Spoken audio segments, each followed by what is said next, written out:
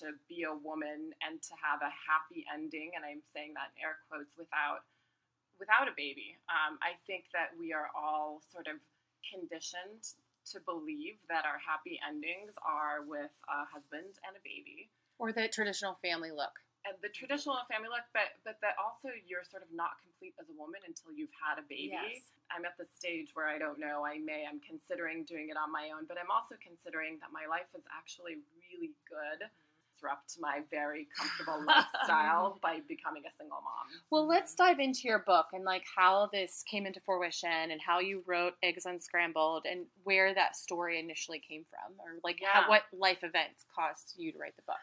So that's a great question on so many levels, because I think the first thing about egg freezing is that it's usually a life event, like breaking up with someone, or I'm turning 35 or whatever that age is.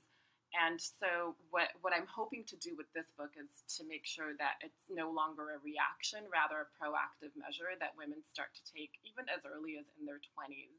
So for me, it was a reaction to a failed marriage. I was married for 3 years.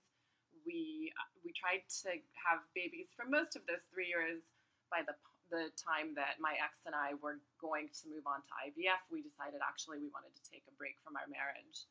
And at that point, I was in my mid-30s, and I remembered thinking, if it was this difficult to try and get pregnant, even though we were both healthy based on all of the testing they did, I thought, well, it's just going to be increasingly more difficult, and I don't want to be freaking out about the fact that I'm aging and I don't have kids yet, and I don't want to be auditioning daddies and jumping from one relationship to the next in hopes of finding someone who can finally get me pregnant.